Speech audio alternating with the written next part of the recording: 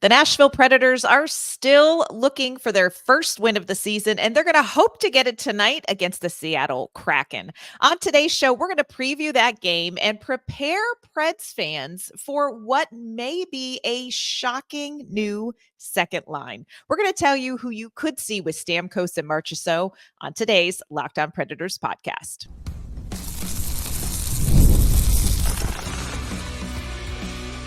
You're Locked On Predators, your daily podcast on the Nashville Predators, part of the Locked On Podcast Network, your team every day. Happy game day, everyone in Smashville. Welcome to the Locked On Predators podcast. Thank you for making us your first listen of the day. We're your free daily Nashville Predators podcast. We're part of the Locked On Podcast Network, your team every day. Want to kick off this game day episode welcoming any first-time listeners, and of course giving that shout out to our everydayers and to our Locked On Predators insiders. We appreciate your support and we love talking Nashville Predators hockey with you. I'm Ann Kimmel. I am a writer with Penalty Box Radio, and my friends, I have a partner in crime. You do. I'm Emma Lingen, and I'm the Predators site editor and reporter for the Hockey News. Well, Emma and I had a very interesting time at practice yesterday with the Nashville Predators. We got to talk to Andrew Brunette about his takeaways from Saturday's loss in Detroit. We're going to share those with you in today's episode. Plus, when we tell you that there was a new look second line working together at practice, we mean it is probably a combination you have not even begun to think of. We're going to tell you what we saw, and we're also going to give you some keys to tonight's game against the Seattle Kraken. Before we dive into all of those topics, want to let you know today's episode is brought to you by FanDuel. Place your first $5 bet and you'll get started with $200 in bonus bets guaranteed. Visit FanDuel.com to get started. Okay, Emma, we had a conversation on Monday's show. We talked about line changes that we saw in the Detroit game and, what we may see from Andrew Brunette as he kind of tries to spark something with that second line. But did you have on your bingo card the line combination we saw yesterday at practice with the Nashville Predators? You know what? At this point, I say anything's on the table. I said it on Monday's show. I said, we're probably going to be seeing this for a little bit of just throw the lines in the blender and see what sticks. We did see Cole Smith skating on a line with Steven Stamkos shifted to center and then Jonathan Marchessault on the right wing. Now, listen, we know that for the 2+ years that I've been covering this team, I have long been a big Cole Smith fan and a Cole Smith apologist. I always do I think he's going to be the next Philip Forsberg? No, but that's not his game. Really, Philip Forsberg is not going to be the next Cole Smith either. So think about Facts. that. But I think that with it kind of makes sense. First of all, you're just, again, we talked about what Andrew Brunette was saying that, when he moved Colton Sissons and Tommy Novak around in the first game against Dallas, it was like, hey, we're just trying to spark something. We're just trying to see what happens. And I think that we're seeing that now, but you know what? It kind of makes sense. Like Colton Sissons was that guy that you could kind of move throughout and play a bunch of different roles. I think that Cole Smith is a guy who was an important part of that identity line for the Predators. One thing Andrew Brunette talks about a lot is his motor. Like his motor is just nonstop. And he's a guy that if you put him on a line with two skill guys like Stamkos and Marchessault, that's like the perfect opportunity for him to just play his game. He is not relied upon at all to generate any offense in that situation. He is the guy who's hunting pucks, trying to get them to the skill guys who are trying to score. He's physical, he's big, he's fast. I don't hate the combination. Yeah. It was one of those ones where I'm like, really hadn't chewed on this one before. We had talked even in the off season after they signed Stamkos, we've talked about like, hey, he could be on the wing. He could move back to center. We heard from Steven Stamkos preseason. He's like, yeah, I'm more than willing to play center. We've had conversations about it. So it's not that part of this line is very surprising. I think, Andrew Brunette's going to try a lot of different things to get Stamkos and Marchessault and just a second line going. But Cole Smith, I don't know that a lot of people saw it coming. But you're right. When you sit back and you think about it, Andrew Brunette may be on to something. We asked him after practice yesterday about like, hey, we happened to notice that Cole Smith was skating with Steven Stamkos and Jonathan Marchessault. This is what Andrew Brunette had to say about that choice. Yeah, I think we just, thought we see Stammer in the middle and see how that works and see how that looks. And Smitty's is a big engine, and he does a lot of really good things out there, so might help him get the puck a little bit more than they've had it of late. Imagine we might see that tomorrow, or we'll reconvene. Talk to Stammer, talk to a few guys. Just kind of thrown together quickly this morning. So he hits on exactly what you're talking about, Emma. Cole Smith is a hunter. That's a word that Andrew Brunette has talked, he's used a lot. He is somebody who is going to go out and he is going to hunt pucks. And here's the thing. We know he's very good at it because that is what he did all last season. And that fourth line changed games because of what they were able to do when it comes to hunting the puck. So it does make you say, now, wait a second here. And if you look at the first two games, again, very small sample size, but if you look at the first two games, you really didn't have as much offensive zone time for Stamkos and Marchessault as maybe you want to see. And why don't you put them with the guy who's going to be like, oh, did you guys need that puck? Oh, just give me 1 second. I'm just going to go get that puck. And that is Cole Smith. Yeah. Yeah. I mean, we saw him at time. Again, it didn't make it out of training camp, but during camp last year, we saw him on the top line with Ryan O'Reilly and Philip Forsberg. Like, he's the kind of guy that, putting him on a line like that. And again, I don't want to spend too much time on this because we also don't know that we may not see this in a game. Mm-hmm. But I think that if, theoretically him being on a second line allows you to kind of spread that scoring wealth even more. If you have, obviously your top line is your top line, you got Stamkos and Marchessault, and then you pop Tommy Novak down with Luke Evangelista on the third line. It kind of, like I said, it kind of spreads the wealth and gives you a little bit more depth. So we'll see if this ends up being a combination they roll with. And again, as we've seen already this year, lines are not set in stone and they're probably going to change mid-game if something's not working. So we'll see if it happens, but I wouldn't be against it, at least just seeing what it looks like. Yeah. Talked to Cole Smith after practice just about, hey, saw you were playing with Stamkos and Marchessault. And he was like, yeah, I came in today and they're like, hey, we're going to run you on a line with Stamkos and Marchessault. And he's like, look, they're elite players. Very cool to play on the same line with them. But Cole Smith's like, I don't change my game. I'm still going to continue to do my job. And I love, this is what he said. He said, quote, they're going to be who they are. And I got to be who I am too. Yes, exactly. Yeah. And you know what? That may be what maybe makes something work. And we're still sort of looking for the thing that sparks this line. And even if it is Cole Smith, if that is what they opt to go with, if he sparks that line, I don't know that means that that's the line you're going to see the rest of the season either. I think they just want to get something going. And again, Andrew Brunette said, hey, I'm going to talk to Steven Stamkos, going to talk to a couple of the other players and just see how it felt and what they thought too. So again, not set in stone for tonight, but man, I'd be watching like a hawk to see if it does, because I thought it was a really interesting surprise at practice today. Coming up, we're going to share with you the comments that Andrew Brunette made about Saturday's game in Detroit and kind of his takeaways from the Preds' performances so far. We're also going to touch on some keys to the Kraken game tonight. Today's episode is brought to you by FanDuel. This is the most wonderful time of the year for sports fans. Major League Baseball playoffs are in full swing, the NFL well underway, and the NHL season is off and running.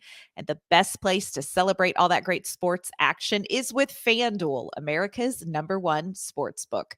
NFL fans, you can kick off your season with a big return at FanDuel. You can get started with $200 in bonus bets guaranteed when you place your first $5 bet. That's right, $200 in bonus bets that are guaranteed with a $5 bet. So when you get a hunch in the middle of the game, you can check out the latest stats, you can view live play-by-play, and so much more, all on the same page where you place your bets. So check out the sports details and the great deals available at FanDuel. That's FanDuel.com, America's #1 sportsbook.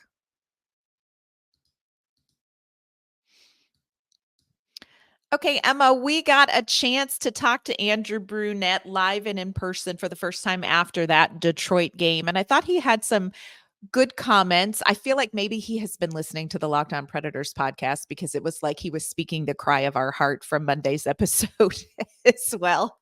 But I love a couple of the phrases that he uses, and I want to touch on those with you and kind of get your take on it. I love that he used the phrase fool's gold when he was asked about the 42 shots on net in the Detroit game.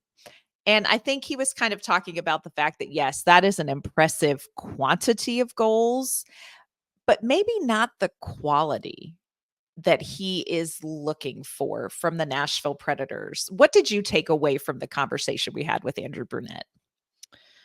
Well, yeah, I would say obviously the fact that none of them went in the net would be your first indicator that maybe they weren't the quality that you're looking They're for. not real. I think that, yeah, it's a little bit kind of like what we've talked about before, how the stats tell the whole story until they don't. And, Mhm. you know, it's 42 shots on goal. Yes, very impressive. It looked to me, again, I don't have the numbers in front of me. And again, the numbers don't tell you everything, but I think that compared a little bit to the Dallas game last week, it felt like the quality of the chances that the Predators were getting was higher in the Dallas game overall. I mean, there's Mhm. exceptions on both sides, but I think overall higher quality chances. Detroit, we talked about this a little bit. They were passing all around to each other and they just couldn't get to the net. And it was a little bit like, okay, like, you know, like let's shoot it now. And, Mhm. you know, I think that that's kind of what he was talking about when he said that. It's a little bit like, okay, yes, 42, that's impressive, but it doesn't mean anything if none of them find the back of the net. So Right. And he was talking about all of the performance in Dallas and the way the team looked. And he used the phrase a little too cute. And mhm. I'm like, that's what Emma and I were saying. And he said, it's like we want to show off the skill, but really what you need to do is the work. And, you know, Cole Smith, and talking to him, he was saying the same thing. Like, it's okay. Like, we need to get the greasy goals. We Yep. just need to do those kind of goals. We need to stop trying to be a little bit too cute. And here's the thing. Nashville is a high skill team.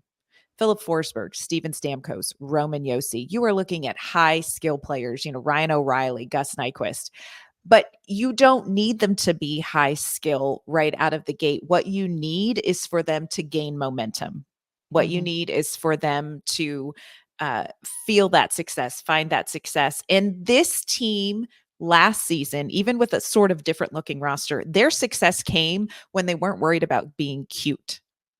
It's when they did the work, you know, and then the cute can come after that high skill. You can score those amazing high skill between the leg goals at some point. But when you've been shut out, you just need that first goal, you know, coming up tonight in this game. You've got to get that first goal, and you get it however you can get it. Yeah, definitely. I think that I talked to, while you were talking to Cole Smith at practice, I was talking to Colton Sissons, who said something pretty similar, which was, Mhm. you know, you just got to get one. Just got to get that one, and then we'll be cooking. Like, we'll start rolling. And I think that, it's funny talking about the skill before the work. And again, I am not, let me just preface this by saying I am not drawing any connection here. I am not reporting anything. I just found it interesting that Andrew Brunette made that comment about skill, work, whatever, very similar to what he said about a certain young forward last season, and said certain young forward appeared to be the extra forward at skate. He did not. Now we don't know what the roster or the lineup is for the game against Seattle, but again, take from that what you will. I found it very interesting that forward, of course, being Phil Tomasino. It was one of those things that Andrew Brunette said last year, and we talked about it ad nauseum over the summer, that he said, yeah, he's trying to be, I mean, he didn't say these words exactly, but basically he's trying to be too cute and he's trying to, show the skill. Like, he's trying to let his skill carry him without putting the work in. And I think that now, in the line rushes at practice, we saw Juuso Parssinen come in. He was a healthy scratch for the first 2 games. So, we'll see. That could mean absolutely nothing. They could end up rolling with the same lineup against Seattle. Don't know. But I did find that rather interesting. But Yes. I think that, it's what's funny is we've talked about this before. And, again, I've always been a Cole Smith fan. Like I said, I think he drew a lot of really undeserved and unnecessary criticism from fans early on. And it's interesting now because it's like, how the turntables, because you're starting to see, before, the issue was like the Nashville Predators would have a team full of Cole Smiths. And it's Right. like, okay, Cole Smith is a great player, but you don't need a whole team of them. You need like one Cole Smith. But now you're seeing what's happening is like, well, then they had a whole top 6 of Steven Stamkos, Ryan O'Reilly, Philip Forsberg's. Like, so then you're starting to see, oh, you can't have a whole roster of skill guys either, because those grinders, those 4th line grinders, actually are very valuable. And so I think it's about finding the right combination and the right balance. And like I said, I said this on Monday's show, we're probably going to see a little bit more of that, whether it's in practice, games, both, what have you. I think we're going to see a little bit more. And I asked Andrew Brunette about that at practice, and I said, can we expect that? And he said, I hope not. And, it's like, it was a very honest, like very genuine answer. He's like, I mean, that's certainly not the goal, but that's all, just because it's not the goal, that's not going to stop us from doing what we need to do if we need to find a spark here and there. And sometimes that spark is going to come in the form of a 4th line grinder, put them on the 2nd line, see what happens. And if it doesn't work, you know what? It's not set in stone. You send them back to the 4th line, no harm done. So Right. we'll see. I like that Andrew Brunette also pointed out that the effort and the drive is there. So what we're seeing in these first 2 games, as we're trying to find a way to sort of spark some things with these new players, this is not any sort of systemic problem. This is not a vision problem. This is not a, oh my gosh, the whole team needs a mental shift, cancel a U2 concert problem. We're not there. Okay. Like, they get it, and they just need to execute it as well. So I think it was a very interesting idea. We're headed to morning skate here in just a little bit. We're going to see what line combinations Andrew Brunette opts to go with as well. I do think you also have to keep in mind, if you do opt to bump Cole Smith up to the 2nd line in a game scenario, what does that do for your 4th line? Because that 4th line is so important. And Michael McCarron is amazing. He does exactly what he needs to do, but he and Cole Smith together are such a double-edged sword for anybody else who is out there. So you have to think through, hey, this could be a really interesting shift in the top 6.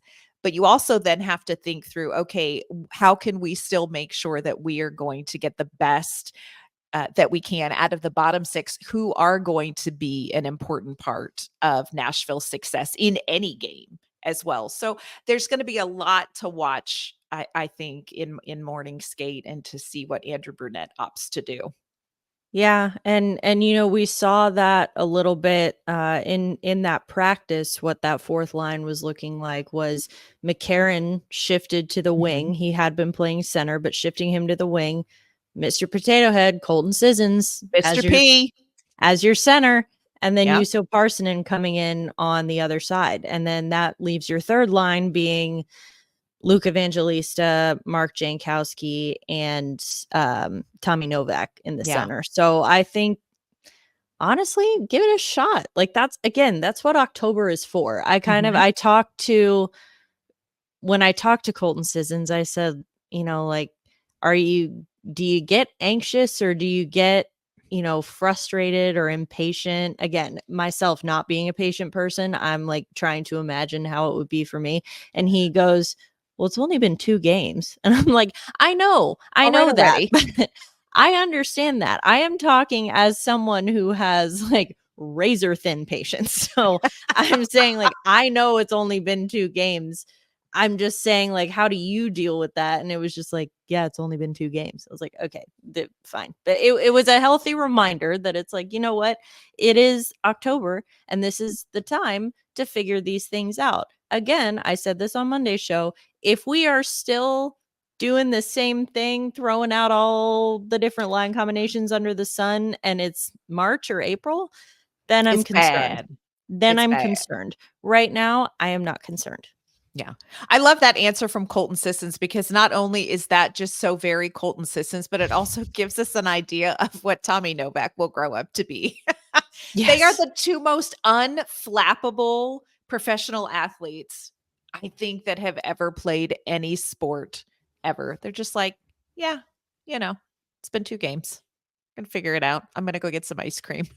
Love it. Yeah, and I asked Sissons too about, you kind of know, like, again, you got to know that you're the guy. If there's going to be line changes or like combinations that are happening, you got to know that you, Colton Sissons, are going to be one of the first guys that gets moved. And I say that, in a complimentary way, because it's like, He goes everywhere. he's the guy who's a chameleon, and he can play on any line. And I kind of asked him about that. And he didn't really say, like, oh yeah, I know. He gave me a very diplomatic answer and said, just I'm kind of used to it. Like, I can play a bunch of different roles. I don't, it's just not really an issue. And again, I think you have to have that kind of personality to be that guy that's going to get thrown around, Mr. Potato Head, getting your arms stuck in the eye hole or whatever. Like, you just got to be like, okay, sure. Did you share that analogy with him in your conversation? Did you wrap up No. your conversation with thanks, P? God willing, he will never find out that that's Lord. what I call him. I mean, there are a number of things that Emma and I say on this podcast that we're like, I sure hope that they've had enough media training to know you don't go out listening to what people say. And it's not because we have bad hockey takes. It's because we call them things like Mr. Potato Head. And the Viscount Chihuahua. Exactly. Hey, our hockey takes A+, Dead but on. our nicknames, I think our nickname game is strong too. You just have to be willing to receive it in the spirit in which it's given. Always Yes. complimentary. Always Yes, very true. complimentary. Very true. Coming up, we are going to talk about specifically tonight's game against the Seattle Kraken. There are some things that we definitely want to see the Predators do to get that first win of the season. We're going to tell you what they are coming up. Today's episode is brought to you by Gametime. If you're looking forward to seeing this Predators team play this season, or if you just want to go out and make some great fall memories at a live event, friends, you have got to check out Gametime. Gametime is the fastest and easiest way to get tickets for your favorite events, sports, music, theater, comedy, and so much more. Gametime now has this great new feature that you should use. It's called Gametime Picks, and it makes getting tickets for your favorite events even easier. Gametime Picks filters out all the fluff, so all you are left looking through are great seats with incredible deals. You're not going to waste any time searching through thousands of tickets and seats. Gametime has great deals right now on tickets for Nashville SC, for the Tennessee Titans, and of course, for the Nashville Predators.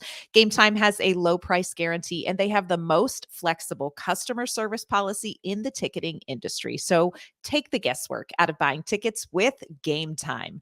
Download the Gametime app, create an account, and use code LOCKEDONNHL for $20 off your first purchase. Terms apply. Again, create an account and redeem code LOCKEDONNHL for $20 off. Download Gametime today. What time is it? Gametime. All right, Emma, the Nashville Predators are looking for their first win of the season. They are facing off tonight against the Seattle Kraken. The Kraken are 1-2. They've got 3 games under their belt. They lost their opener to St. Louis 3-2. Ellie Tolvanen scored a goal in that game. I'm just here to make conversation. They won in a shootout over Minnesota 5-4, and then they lost on Monday to the Dallas Stars 0-2. We've seen 2 different goaltenders in net in those 3 games for Seattle. We've seen Philip Grubauer. We've also seen Joey Decord. It will be interesting to see who we get in net from the Seattle Kraken tonight. But when you look at the Seattle Kraken team, when you look at the Nashville Predators in the first 2 games and what we've seen from them, what is one of your keys to this game for the Nashville Predators to get that first win of the season? I think it's something I've said already, this week, but kind of just looking for the connection, the chemistry with these guys. And I think part of it, yes, is going to be, getting consistency in personnel, but eventually you should get to a point where it doesn't matter. You're all like on the same team. You're all sharing the same brain, and you know exactly where the other guy's going to be at all times. And it's looked a little discombobulated for the Predators the first couple of games, which again, I am not concerned about at this point in the season. I think it's to be expected. But I would like to see at least a step in the right direction when it comes to kind of nailing down that consistency and that chemistry. Yeah. I'm going to actually piggyback off of that and tell you that one of my keys is that top line, because while you wait for that consistency and that chemistry, what you need is that top line that basically shares a brain. They are triplets separated at birth. You need to get that line going until you get that second line going and you get some depth scoring from your bottom 6 as well. So for me tonight, I really want to see what Philip Forsberg, Gus Nyquist, and Ryan O'Reilly can do to kind of carry the team. We don't want them carrying the team like they did last season. But while we're working these other new players in Marchessault, Stamkos, while we're trying to figure out the right position and combination for them, you need that top line to step up and not just generate offense, but finish on offense. So for me tonight, I think a key is going to be getting that top line going. The other thing I will say is that I want to see Nashville come out and have a really strong start. I don't know that I've been thoroughly impressed with their starts. And I can't agree. I don't know that I can put my finger on statistically why that is, but I test. You have had pockets early in the game where you're like, okay, but there's just not that consistent play early in the game that Nashville needs. And I think Nashville is going to want to get an early jump on Seattle. And so for me, it's like you've got to come out of the gate strong. You are at home. This is going to be a good home environment. This is against a Seattle Kraken team that, yes, they've definitely obviously got some good weapons, but this is a team that Nashville should be competitive with. And I really want to see them put Seattle on their back foot. Now, that is not to say that then they can take their foot off the gas, because Seattle came back 3 times against Minnesota to tie that game up and take it to a shootout and win that game. But let's get the jump right from the start for me. Yeah, that's a good point. A good call. We saw it against Detroit. We really saw it, for me, at least, based on the eye test, I saw it against Dallas, where it seemed like they came out a little slow. They came out, on their heels. And to me, it was immediately, as soon as they got their first power play chance in the first period, even though they didn't score on that power play, it was like they woke up. And it was like, oh, yeah, we're here. We're playing. And after that, they were buzzing the rest of the first period. And so you want to get it to a point where they come out buzzing. They don't need an event or something to happen to kickstart that in them. So I would agree, that we've seen a little bit of inconsistency with effort, throughout the game. And one thing that Andrew Brunette said, talking about changing those different line combinations, he said, I thought against Detroit that we had a few passengers. And so I thought that was a very interesting observation. And I think that you can't have any passengers when it comes to, getting off to a hot start, like you said. Yeah. The last thing I will say, and this goes back to exactly what we heard from Andrew Brunette yesterday. They always talk about that, and I can't think of the right, I did this one other time and you helped me with it. What is it where the letter is you put a word together that's the first letter of each word? Acronym. There you go. Something or like anagram. that. Yeah. It's something. But Okay. it's the one KISS. And I always hate this one because I don't like the last word, but keep it simple, stupid. Only I don't like the word stupid. Yeah. So keep it simple. Silly. Silly. Keep it simple, silly. There we go. Thank you, Emma. That's so much more palatable to me. Oh, mnemonic device. Is that what we were trying to figure out? Okay. I think that is what it is. We got it. Nailed it. Nailed it. The Predators have to just keep it simple. And Silly. go back to what Andrew Brunette said. Don't be cute. Be Danny Zuko, not Danny Zuko that went out for the track team. Just be Danny Zuko, Grease Lightning. That's what we need from this team. It doesn't have to be pretty. I get it. We have these shiny new toys in Steven Stamkos and Jonathan Marchessault and Brady Shea, but it doesn't mean that they have to stay shiny and new.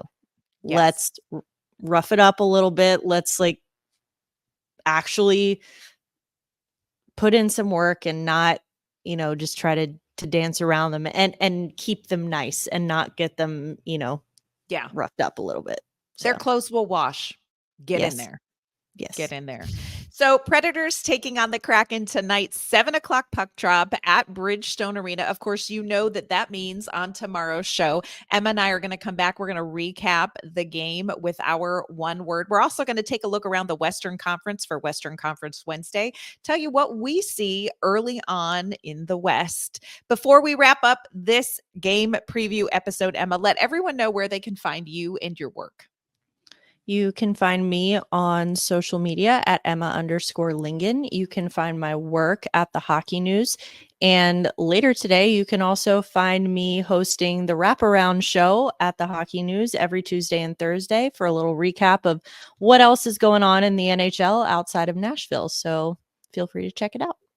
That's awesome. And you can find me online at AnnK_Mama on Ice. You can find my work with Penalty Box Radio as well. That's going to do it for today's episode of the Locked On Predators podcast. Thank you for making us your first listen of the day. We're going to be back tomorrow with that game recap. We'll see you then.